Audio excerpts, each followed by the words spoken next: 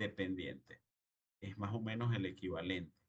Significa que en el estadio 2 habitualmente es donde puedo encontrar todos los autoanticuerpos. Esta tabla la coloqué porque me parece también que es sumamente interesante para poder conocer cuáles son los criterios en la detección de diabetes o prediabetes en un adulto asintomático. Y no hablo exclusivamente del diabético tipo 1, hablo en general.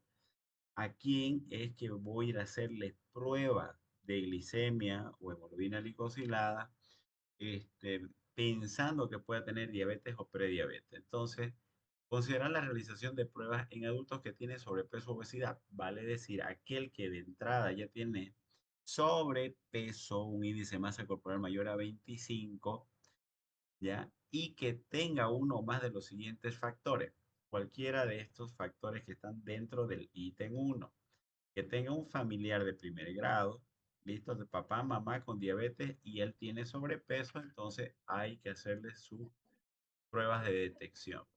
El hecho de que sea latino, nativo, asiático, americano, etcétera, historia de enfermedad cardiovascular, infartos, ACV en la familia, que tenga hipertensión arterial mayor a 130/80 o en tratamiento para la hipertensión, un HDL menor a 35 como factor de protección o niveles de triglicéridos mayor a 250. Datos de resistencia a la insulina como un ovario poliquístico o inactividad física u otras condiciones que me denoten también resistencia a la insulina, catosis nígrida, los acrocordones, la obesidad, el hirsutismo en las mujeres, etcétera. Entonces, aquí estamos hablando de un criterio en general, ¿cierto? El índice de masa corporal más cualquiera de estas condiciones. También se puede hacer detección de diabetes en aquel que tiene una glicemia en ayuno alterada o una hemoglobina glicosilada mayor a 5,7. Las personas a las que se le diagnosticó diabetes gestacional deben realizar pruebas de por vida por lo menos cada 3 años. Y ojo con ese detalle, ¿no? La mujer que tuvo diabetes gestacional no significa que con la finalización del embarazo se acabó el riesgo de poder desarrollar diabetes a largo plazo.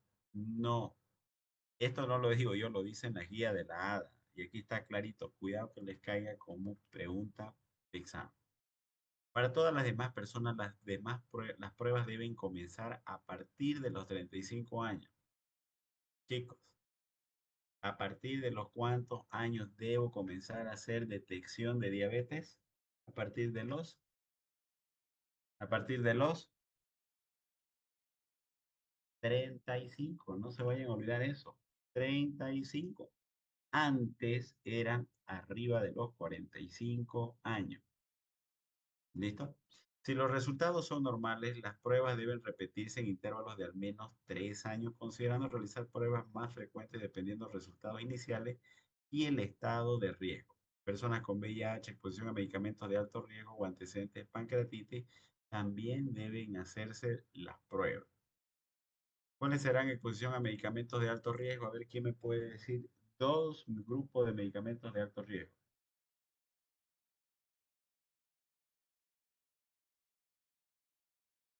para desarrollar diabetes. Vamos,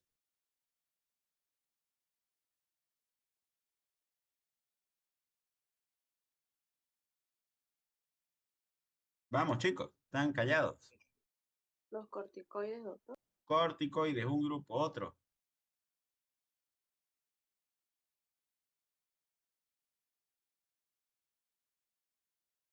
Vamos, vamos. Y les voy a preguntar en el examen. Otro grupo serían los medicamentos tiazídicos. Son hiperglucemiantes, hiperuricemiantes, hiponatremiantes, etcétera. ¿Cuál es el flujograma de investigación entonces en los diabéticos tipo 1 en adultos recién diagnosticados según los datos de las poblaciones europeas blancas? Este gráfico también lo saqué, es muy bueno. Entonces, un adulto con presunta diabetes tipo 1, lo primero que se tiene que hacer son test de anticuerpos anti-islote pancreático.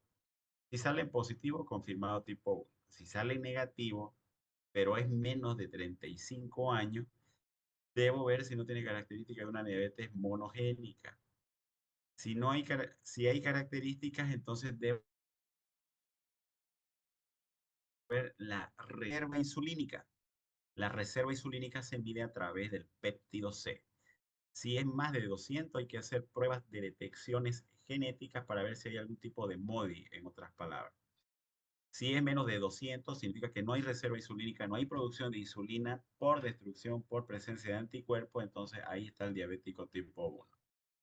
Si no hay características monogénicas, pero tiene características de diabético tipo 2, como el peso, por ejemplo, entonces no es diabetes tipo 1. Si es más de 35 años, ya habíamos dicho que a partir de los 35 años que se tiene que hacer pesquisa para pacientes diabéticos en la población en general. ¿Ya? Entonces, acá hay que considerar la prueba del péptido C después de los 3 años de duración, después de más de 3 años de duración. Significa que aquí tengo que ver el tipo de resultado. Habitualmente el péptido C, en otras palabras, la cantidad de insulina al inicio de un paciente diabético tipo 2 es normal. Listo. El problema radica cuando ya es diabético y de larga data, ahí es donde la reserva de péptido C disminuye. Si es menos de 200, diabético tipo 1, si es entre 200 a 600, entonces aquí es indeterminado. Significa que no podría establecerse si es tipo 1 o tipo 2, entonces habría que repetir a los 5 años y si es mayor a 600, bueno, ya es diabético tipo 2.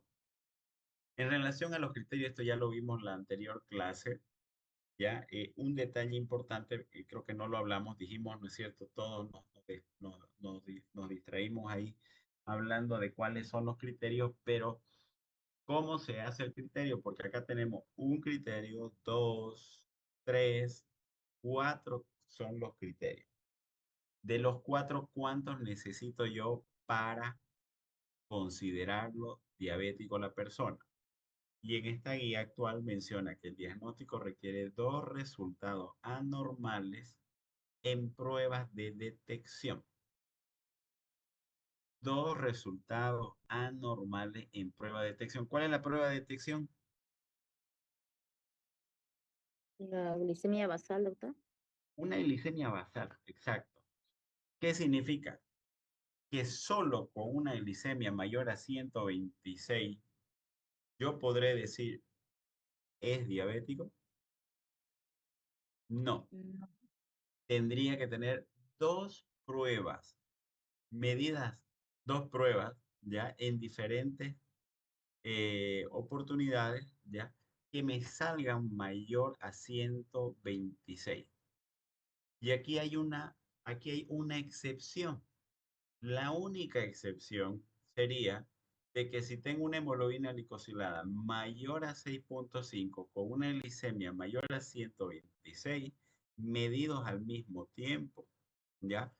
Se puede hacer el diagnóstico de esa manera. O en dos puntos temporales diferentes. ¿Qué significa? Que el mes pasado mayor a 126 y ahora mayor a 126 más una hemoglobina glicosilada mayor a 100, perdón, mayor a 6,5. O una glicemia que haya tenido entre 100 y 125, la otra glicemia mayor a 126, pero con una hemoglobina glicosilada mayor o igual a 6,5. O sea, significa que el que es determinante es la hemoglobina glicosilada. Si no tuvieran la hemoglobina glicosilada, entonces las otras pruebas que se realizan deberían medirse en dos oportunidades para poder confirmarlo. En relación a la diabetes gestacional, hay que hacer la detección de diabetes no diagnosticada en la primera visita prenatal de las embarazadas con factores de riesgo, utilizando criterios diagnósticos estándar. A ver, hay dos cosas que son importantes. La diabetes gestacional como tal se la diagnostica en realidad entre las 24 a 28 semanas de gestación. Si fuese antes de ese periodo que las glicemias comienzan a salirse fuera de rango, no entraría en gestacional, sino que fuera una diabética tipo 2 recién diagnosticada en el inicio del embarazo. Es diferente. ¿Ya? Entonces, que se entienda eso. Entonces, si es una mujer que ya llega obesa al embarazo, ¿ya? Y con glicemia mayor a 126, hemoglobina glicosilada mayor a 6,5, yo no voy a decir que porque está dentro de las primeras 12, 15 semanas de embarazo, no voy a decir que es diabetes gestacional. El término recién aplica entre las 24 a 28 semanas y pueden persistir, como les mencioné, 6 a 12 semanas postparto mediante una prueba diferente eh, a la hemoglobina glicosilada 1C. Aquí habla de las pruebas de tolerancia a la glucosa, que lo vamos a ver enseguida. La diabetes gestacional se tiene que hacer de control de por vida por lo menos cada 3 años. No se olviden esto. Ustedes que están hablando de avanzando ginecología, les es muy importante considerarlo esto. Aquellas que son prediabéticas hay que modificar el estilo de vida o la utilización de metformina con un nivel de evidencia A. Miren, esta tabla también es de las guías, ¿ya? Entonces es muy aplicable. Y hay la estrategia de un solo paso o la estrategia de dos pasos. Para mí es más fácil y más práctico la de un solo paso. Y consiste en hacer la misma prueba que se hace en el resto de los pacientes sospechosos de diabetes con una carga de glucosa de 75 gramos de glucosa anhidra disueltos en 375 ml de agua. Y se hace la medición a la hora y a las 2 horas. Y esto tiene que ser, como les mencioné, entre las 24 a 28 semanas de gestación en persona sin diagnóstico previo de diabetes. ¿Cuál es la característica? Que debe estar en ayuna esa persona de al menos 8 horas. ¿Listo? Cuando se habla de una diabetes gestacional, los parámetros son diferentes que en el resto de las personas que no están en estado de gestación. Por ejemplo, si antes de, de hacer la prueba de tolerancia oral a la glicemia, en ayunos la glicemia sale mayor o igual a 92, ya es una persona que tiene una diabetes gestacional. Y esto, a la hora o a las 2 horas, aplica ya cuando se dio a esa persona la glucosa anhidra a los 75 gramos. A la hora si es mayor a 180 o a las 2 horas cuando es mayor o igual a 153. No se vayan a olvidar. A las 2 horas mayor a 153 o en ayunas sin hacer la prueba si es mayor a 92, diabetes gestacional. La estrategia de dos pasos significa en el paso 1 doy 50 gramos, no es necesario que esté en ayunas. Y el paso 2 es de que si estando con los 50 gramos a la hora sale en 300, mayor a 130, entonces recién se procede ya no con 50, sino con el doble, dándole 100 gramos de glucosa anhidra. Y con esto obviamente se hacen mediciones también a la hora, a las 2 horas y a las 3 horas.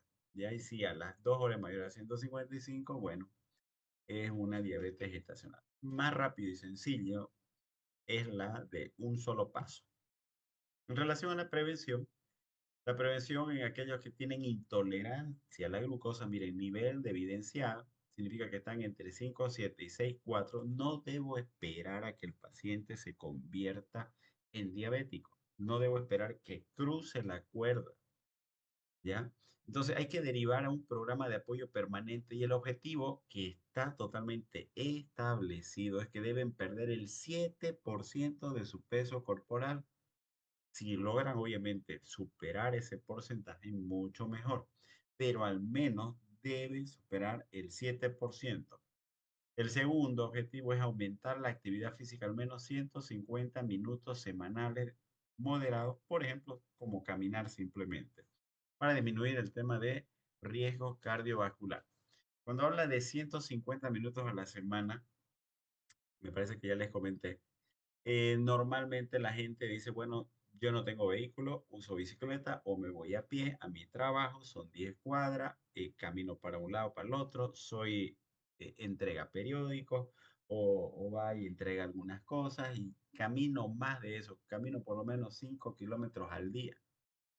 Eso muchas veces dicen, entonces, ¿qué significa? ¿Será que ya se pasó los verdaderos 150 minutos de la semana en relación a la prevención? Y la respuesta es no, está mal. Entonces, ¿cuáles son los 150 minutos que verdaderamente importan? y eso lo dividimos entre 5 días, nos va a salir 30 minutos diarios.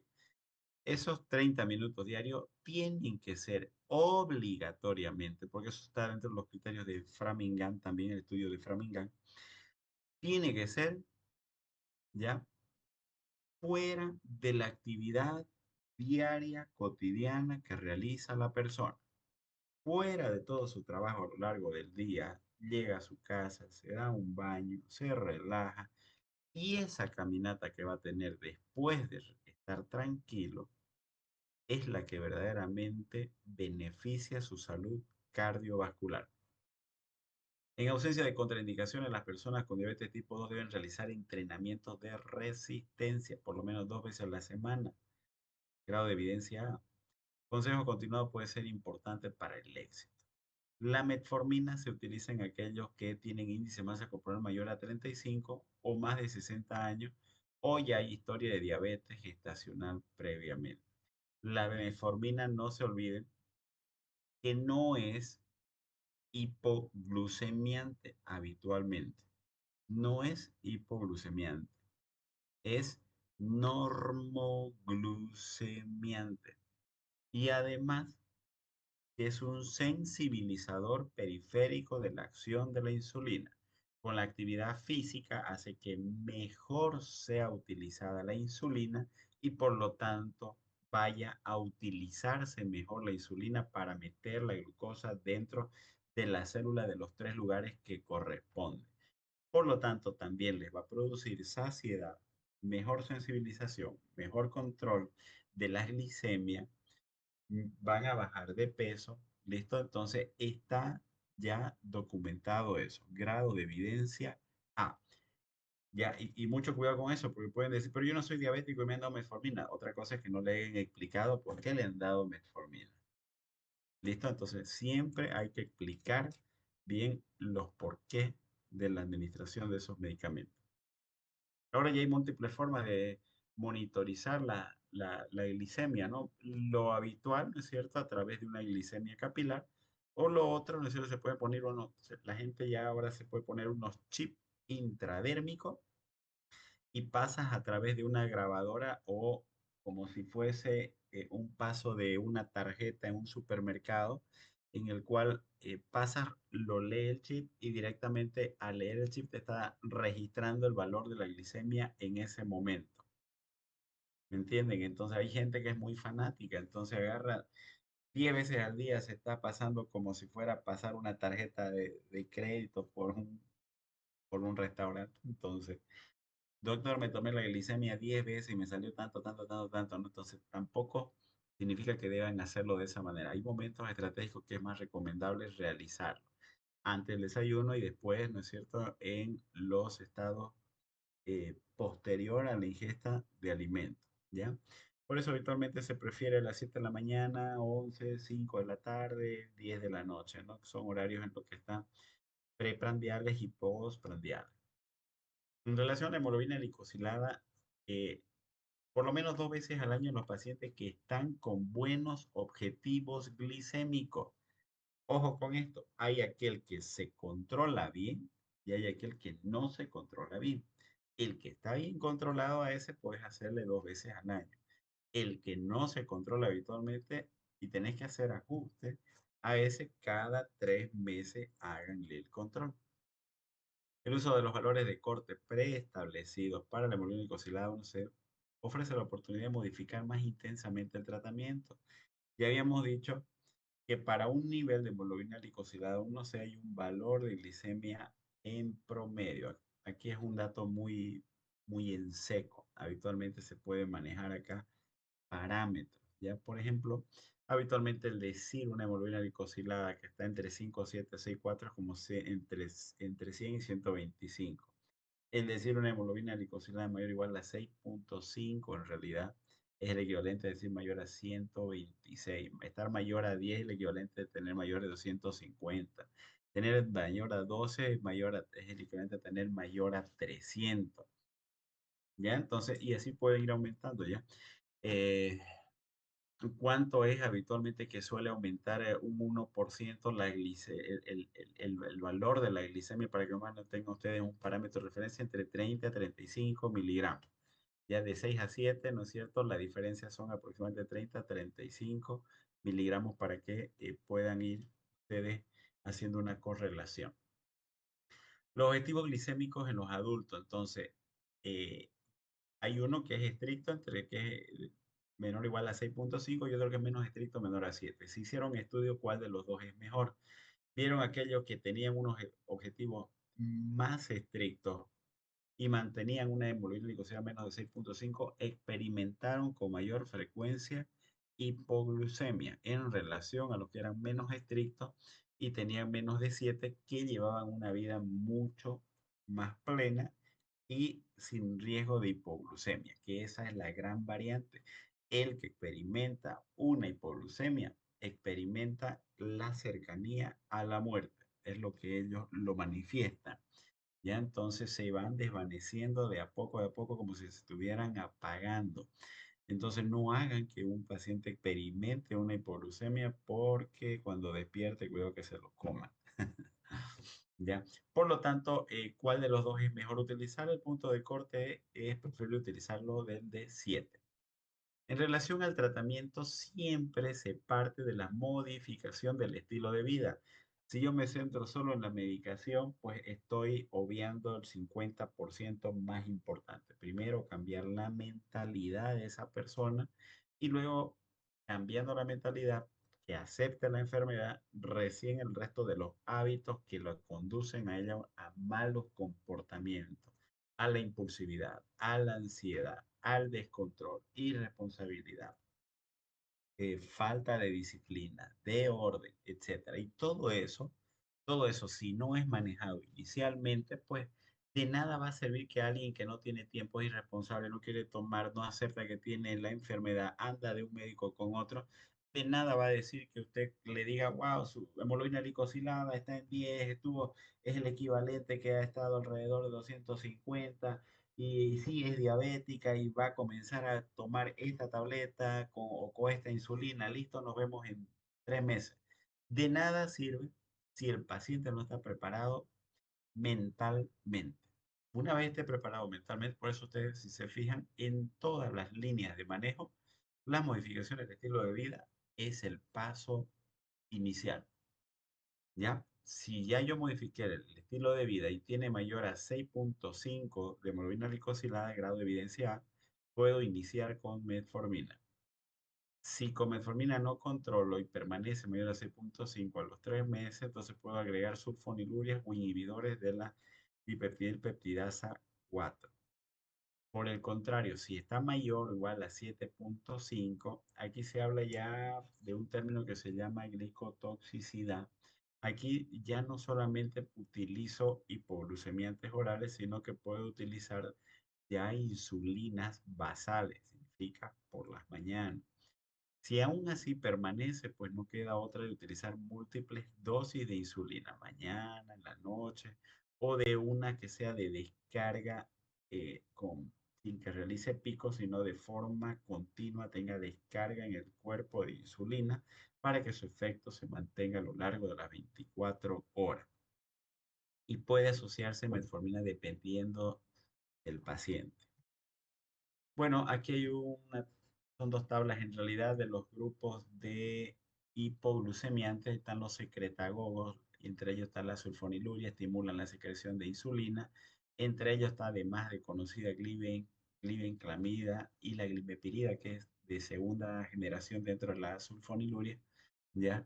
La glibenclamida como que hoy en día ya pasó un poquito más a la historia. Su signo, perdón, su efecto adverso más temido ha sido siempre la hipoglicemia y y fue evolucionando en el tiempo y apareció después la glimepirida, que es fantástico. En la tercera edad va muy bien. El riesgo de hipoglucemia es menor, controlan mejor, estimulan mejor la secreción de insulina, pero han salido otras opciones también que son muy buenas. Dentro de los sensibilizadores periféricos de la acción de la insulina están acá las biguanidas y su prototipo es la metformina, ya lo mencioné hace un momento. la tiazolidina y los inhibidores del alfa-glucosidasa han ido pasando en el tiempo también y ya no se las utiliza mucho. Se han visto que no tienen buen control glicémico y bueno, ya ha quedado eso prácticamente en desuso. Lo que sí se están utilizando hoy en día ya son básicamente los análogos tipos proteínas, o sea, los incretinamiméticos. Entonces aquí están, por ejemplo, los inhibidores de la dipeptidilpeptidasa 4, ¿ya? Que si se recuerdan en una imagen les mostré, ¿no es cierto?, que era quien inhibía las secreciones, ¿no es cierto?, de las incretinas producidas a nivel intestinal. Y entre esas estaba el GLP-1, ¿no es cierto?, y el polipéptido inhibidor gástrico. ¿Ya? Entonces, si yo bloqueo la dipeptidilpeptidasa 4, entonces significa que no voy a hacer que pare su acción las incretinas. ¿Listo? Entonces, ¿y eso qué, en qué me favorece? De que va a haber mayor sostenibilidad para que pueda estimularse la producción de insulina y de esa manera encontrar la normoglicemia. De acá sus representantes están la sitagliptina y la vildagliptina, ambos tenemos en nuestro medio. Luego aparecieron los agonistas del péptido similar al glucagón tipo 1. Y aquí está la liraglutida o la hexatenida, que lo utilizan como preparatorios estos medicamentos para las cirugías bariátricas. Han debido escuchar seguramente. Ya sobre todo la liraglutida que se está utilizando ahora. Entonces, ¿para qué voy a bloquear al dipeptido 4? Mejor hago que funcione mejor el incretina mimética, el polipéptido similar al glucagón tipo 1. Y ahora, ustedes van a ver en las indicaciones de los cardiólogos o los nefrólogos, o mía cuando yo veo pacientes particulares, ya, a las glifosinas, que son las que se han estudiado ahora más. Son los inhibidores del cotransportador sodio-glucosa 2. Entonces, ¿qué es lo que va a hacer esto? Es sencilla su acción a nivel renal, va a inhibir la reabsorción de glucosa. No se va a absorber glucosa. Y si no se absorbe glucosa, entonces se elimina la glucosa y se regula las concentraciones de glucosa en el cuerpo.